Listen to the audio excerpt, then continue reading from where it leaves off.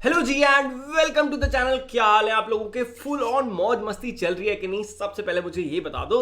और भैया आज हम पढ़ने वाले हैं हिस्ट्री का chapter 2 from trade to territory. तो ट्रेड से टेरिटरी कैसे पकड़ी गई इसके बारे में आज पढ़ेंगे। बड़ा इंटरेस्टिंग चैप्टर है तो बने रहिए दोस्तों। आप देख रहे हो भाई जीत बैच, मेरा नाम है आदि भैया और यहाँ पे आपको सारे ही सब्जेक्ट्स आपकी क्लास के मिल जाने वाले हैं। तो बस चिल मार के बैठने का, चैनल को सब्सक्राइब कर लेने का। चलो जी शुरू करते हैं आज का चैप्टर। थोड़ा बड़ा चैप्टर है तो पूरा ध्यान बनाए रखना और मैं आपको ऐसे इंटरेस्ट से बनाऊंगा कि आपका ध्यान कहीं और जाने भी नहीं दूंगा। तो बात करें भाई, मुगल एम्पायर जस्ट खत्म ही हुआ था। बड़ा इंटरेस्टिंग चैप्टर है ये चैप्टर है कि कैसे हमारे देश में अंग्रेज आए, कैसे उन्होंने गुलामी कर ली, हमें गुलाम बना लिया। एक्चुअली यार समझ जाया करो यार। तो बात है उस समय की जब मुगल एम्पायर एकदम फिनिश होने वाला था। औरंगजेब जो last of the powerful Mughal ruler था इन 1707, उसकी डेथ के बाद कई मुगल गवर्नर जो सूबेदार कहलाते थे और बिग जमींदार एस्टेब्लिश हो गए। उन्होंने अपना रीजनल किंगडम, क्योंकि सबसे बड़ा राजा लास्ट कौन था? औरंगजेब। उसके बाद सबने क्या करा, लोगों ने अपने छोटे छोटे राज्य बना लिए और यही सबसे बड़ी गलती बनी हमारे लिए। कैसे? अब बात करते हैं ईस्ट इंडिया कंपनी आई कैसे। वास्को ड गामा नाम का एक पोर्चुगीज एक्सप्लोरर था। पहले लोगों की ये जॉब होती थी, वो अपना शिप लेके पूरी दुनिया में घूमते रहते थे, कुछ नया, कोई नई दुनिया मिल जाए इस टाइप से। तो उसने डिस्कवर करा सी रूट टू इंडिया 1498 में। तो 1498 में उन्होंने एक रास्ता ढूंढा इंडिया के लिए। The Portuguese were the first Europeans who came to India. तो ये जो पोर्चुगीज थे वो पहले थे जो इंडिया आए। अब बात कर रहे हैं हम तो ईस्ट इंडिया कंपनी जो कि यूके से आए थे। अभी तो वो आए भी नहीं, अभी तो सबसे पहले पोर्चुगीज लोग आए। उन्होंने क्या करा, they establish their presence in the western coast of India and had their base in Goa. तो वो आए, उन्होंने गोवा में अपना बेस बनाया, मस्त वहां पे उन्हें बढ़िया लगा, सुंदर। बट आगे क्या हुआ अब देखते हैं। अब 1600 में east India company acquired a charter from the ruler of England. यानी कि इंग्लैंड के राजा ने उन्हें परमिशन दे दी कि हाँ भाई तुम भी जाओ इंडिया में और वहां बिजनेस करो और धीरे धीरे समझ के ना वही। By early 17th century the Dutch and the French also arrived on the scene. तो अब इंडिया लोगों के लिए एक इंपॉर्टेंट, क्योंकि इंडिया थी सोने की चिड़िया, राजाओं के पास बेहद पैसा था और कोई भी एक इंपॉर्टेंट रूलर तो था ही नहीं। तो उनके लिए तो चक दे फटे मजा आ गया। उनको पता था कि यार ये तो बहुत बढ़िया देश है, फ्री का माल मिल रहा है, लूट के लिए चलते हैं, ऐसा उन्होंने सोचा। तो ईस्ट इंडिया कंपनी 1600 में आ गई थी और उसके साथ साथ डच फ्रेंच भी आ चुके थे।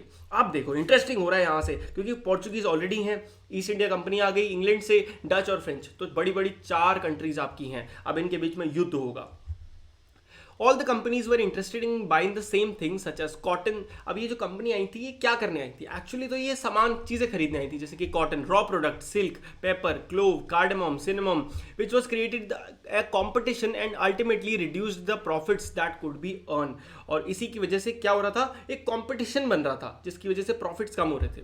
तो मार्केट सिक्योर करने के लिए therefore led to fierce battles between the trading companies. इन 4 कंपनीज के बीच में कई कई युद्ध लड़े गए, लड़ाइयां हो गई, बिल्कुल मार पिटाई, अरे भाई भाई भाई वाली।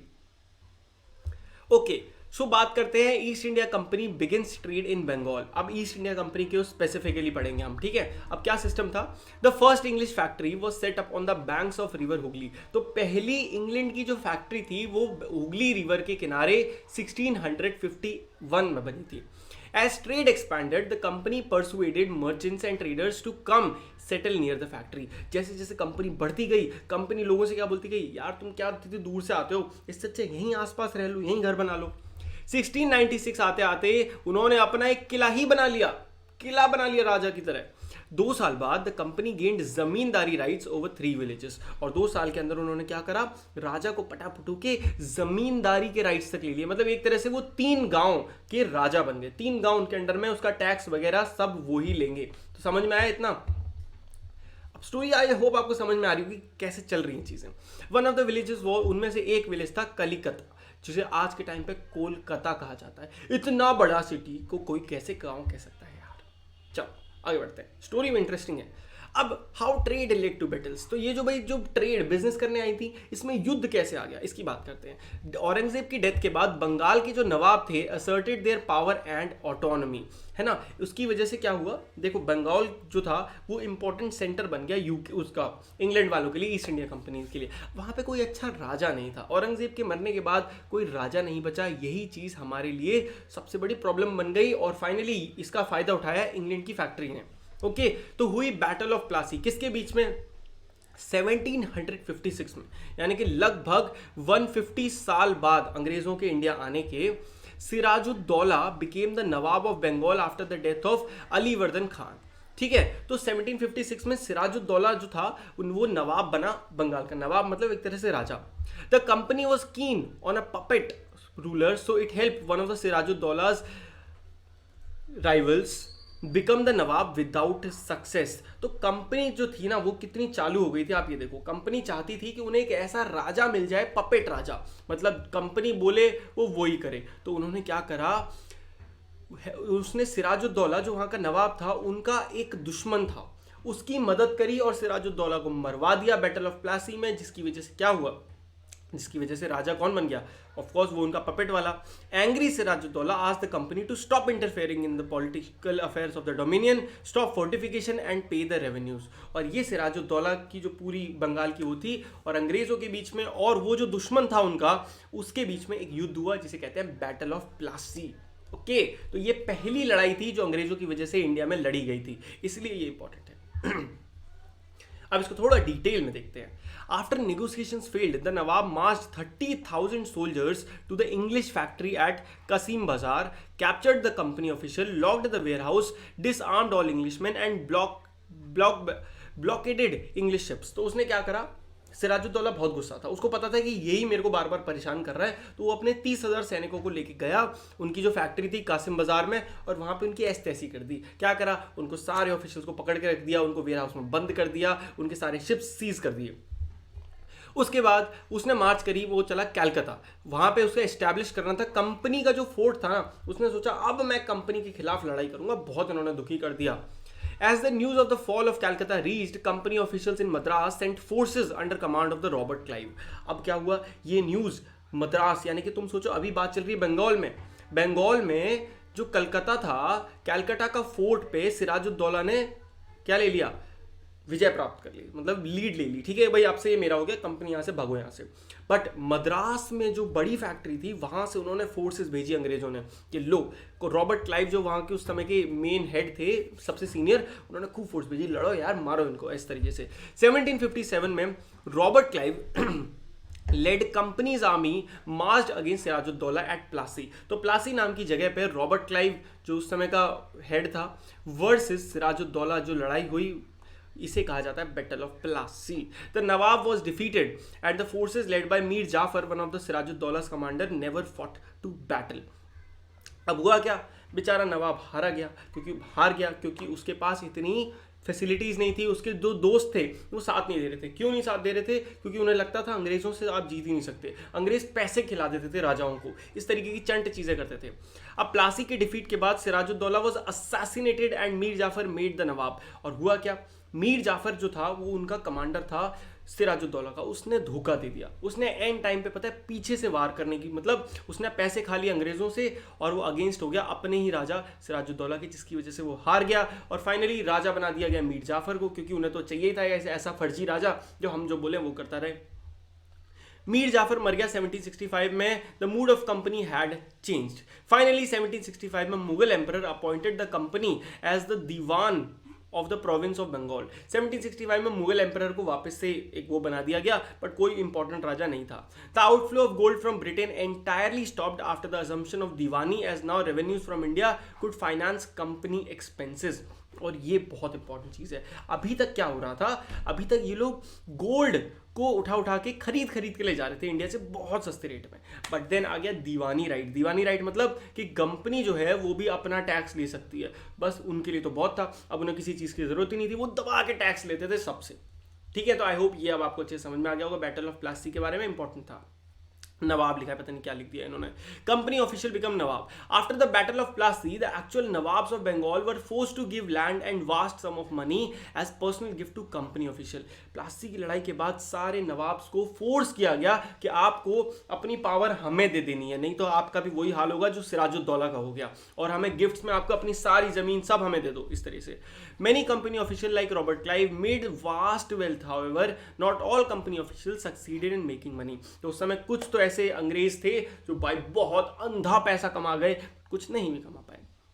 Those who managed to return Britain with wealth led flashy lives and flaunted the riches. They were called Nawabs and Nabobs, an anglicized version of the Indian word Nawab. तो एक्चुअली हुआ क्या कि एक सिस्टम बना कि वो लोग जो इंडिया से बहुत पैसा कमा के वहाँ चले गए, जैसे रॉबर्ट क्लाइव, उन्होंने वहाँ पे एक नया टर्म निकाला, नवाब्स। ये क्या था? नवाब्स एक वेस्टर्न नाम ढूंढा गया जो कि नवाब्स का ही इंग्लिश वर्जन बनाया गया। समझ में आया? नवाब कौन होते हैं हमारे देश में? नवाब के नहीं, बहुत पैसा होता है, कोई टेंशन नहीं, आराम से खाओ पियो ऐश करो जिंदगी। तो वही वो लोग अंग्रेज वहाँ बिता रहे थे, तो उन्होंने बोला we are nawabs, nawabs. Clear?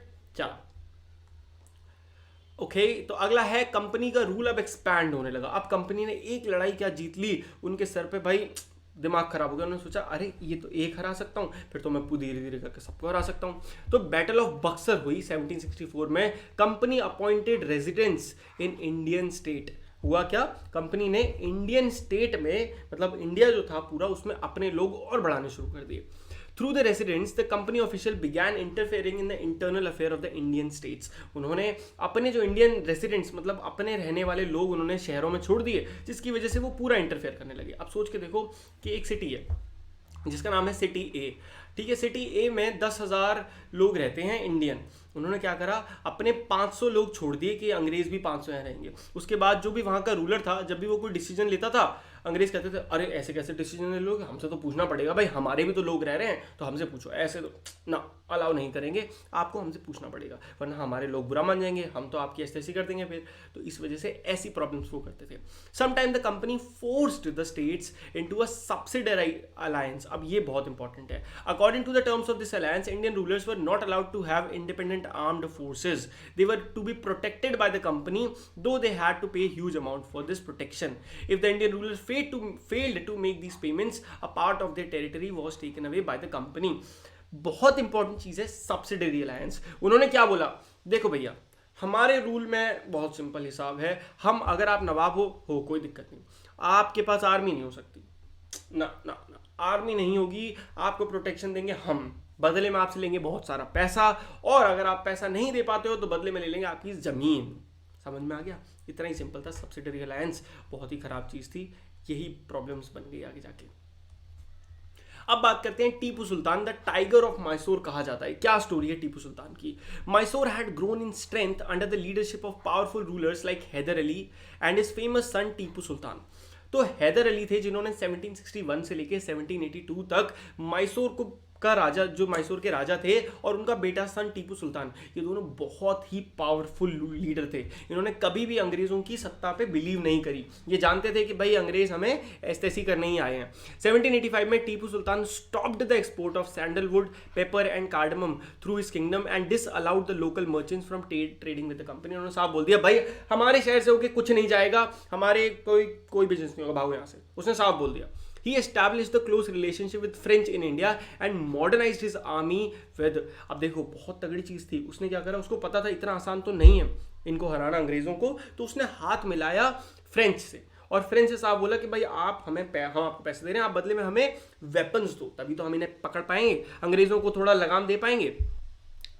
4 लड़ाइयां हुई मैसूर में, 1769 से 67 से 69, 80 से 84, 90 से 92 और 1799 में भी।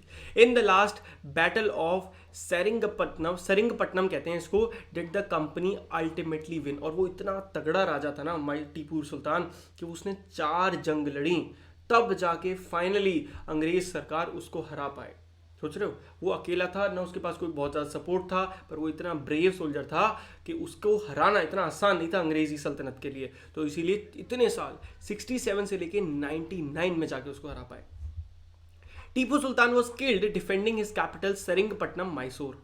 The former ruling dynasty of the Wodeyars placed and subsidiary alliance was imposed on the state. उसके मरने के बाद सब्सिडरी अलायंस लग गया, फिर तो आपको पता ही है क्या होना था। ओके, अब बात करते हैं वॉर विद मराठास की। अब ये अंग्रेजों के लिए एक एक करके दिक्कतें आ रही थी। पहले उन्हें टीपू सुल्तान से लड़ना पड़ा, वहीं एक दूसरा आ गया मराठा, ये भी बहुत खतरनाक थे। After the defeat in the third battle of Panipat 1761 they were divided into many states under different chief sardar belonging to dynasty such as Scindia, Holkar, Gaekwad, Bhonsle. तो जितने मराठा थे ना, थर्ड बैटल ऑफ पानीपत के बाद ये सब छोटे छोटे ग्रुप्स में डिवाइड हो गए, जैसे कुछ सिंधिया, कुछ Holkar, Gaekwad, Bhonsle. These chiefs were held together in a confederacy under Peshwa, principal minister. तो इनका एक मिनिस्टर होता था जिसे कहते थे पेशवा। बाजीराव मूवी देखी ना, तो वही पेशवा बाजीराव। अब हुई Anglo Maratha war. Anglo Maratha war मतलब ये तो इंग्लैंड के लोग थे, east India company versus Maratha war, तो उन्हें कहते हैं एंग्लो मराठा वॉर। लड़ाई हुई and the company first war that ended in 1782 with the treaty of Salbai, there was no clear victor।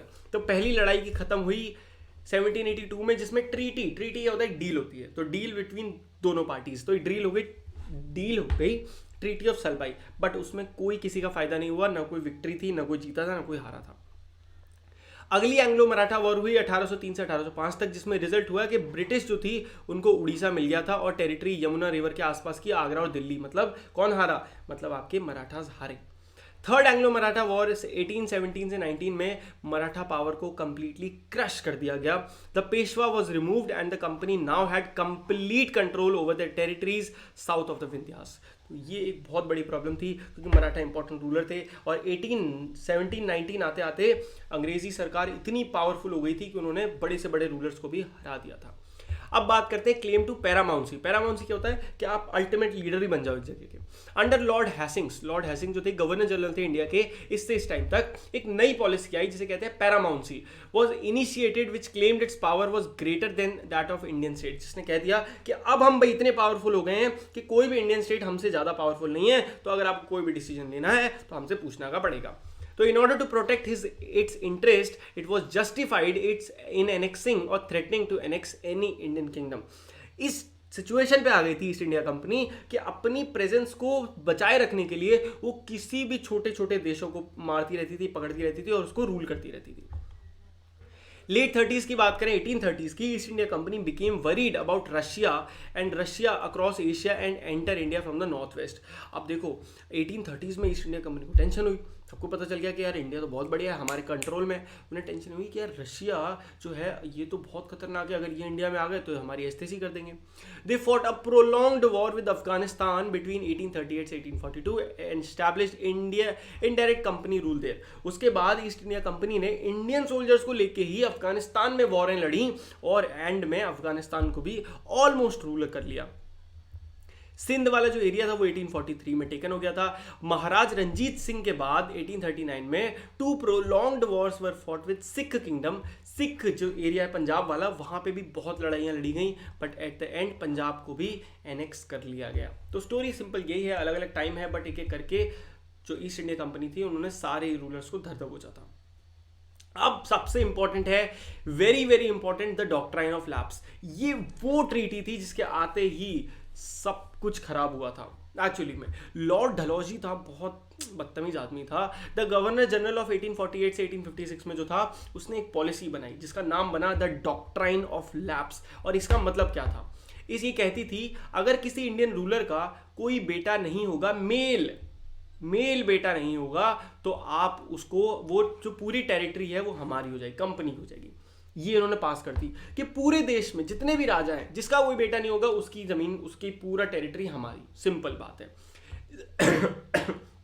Sorry.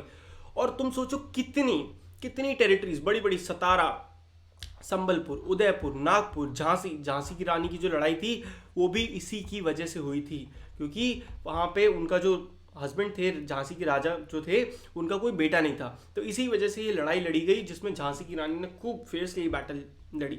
और अवध, तो ये सारे बड़े बड़े किंगडम डॉक्ट्राइन ऑफ लैप्स की वजह से अंग्रेजों के पास चले गए।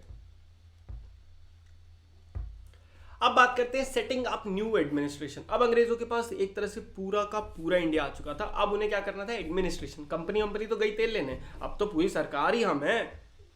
वॉरेन हस्टिंग्स जो गवर्नर जनरल थे इस टाइम तक played a significant role in the expansion of company power. British territory were broadly divided into administrative unit called presidencies.